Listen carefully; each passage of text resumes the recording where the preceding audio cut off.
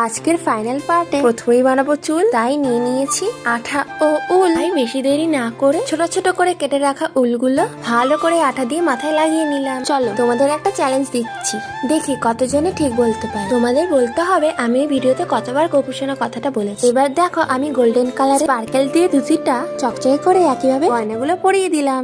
তারপর গোপুসোনার ঝুটি বানানোর জন্য একটু উলে আঠা লাগিয়ে ভালো করে বল বানিয়ে নিলাম। বল বানানোর শেষ হতেই মাথায় একটু আঠা লাগিয়ে সুন্দর করে ওটাকে সেট করে নিলাম। গোপুসোনার সাজুগুজুর জন্য মাপ মতো কেটে রাখা রাইনস্টোন নিয়ে সুন্দর করে আঠা লাগিয়ে বসিয়ে দিলাম। একইভাবে দুদিকে আঠা লাগিয়ে স্টোন দিয়ে দুলটাও পরিয়ে দিলাম। দুল পরানো হয়ে গেলে গোল্ডেন স্পার্কেল দিয়ে হারটাও পরিয়ে নিলাম। তারপর আগে থেকে বানিয়ে রাখা ময়ূর পাল গোপুসোনার মাথায় লাগিয়ে দিলাম। তারপর বাঁশি বানানোর জন্য নিয়ে নিয়েছে একটা কটন পাল, প্লাস দিয়ে কটনের দুদিকটা কেটে দিলাম। তারপর ওটা গোপুসোনার কাছে রেখে ভালো করে মাপ নিয়ে নিলাম। ও মা, মাপ নিতে দেখি একেবারে সেট। তাই বেশি দেরি না করে আঠা দিয়ে ঝুনঝুনিটাও লাগিয়ে নিলাম। ঝুনঝুনিটা দেওয়াতেই এখানে আজকের ক্রাফটটা কমপ্লিট হলো। এরকম ভিডিও আরো দেখতে চাইলে চ্যানেলটা সাবস্ক্রাইব করে দিও, আর লাইক কমেন্ট শেয়ার করতে ভুলো না কিন্তু।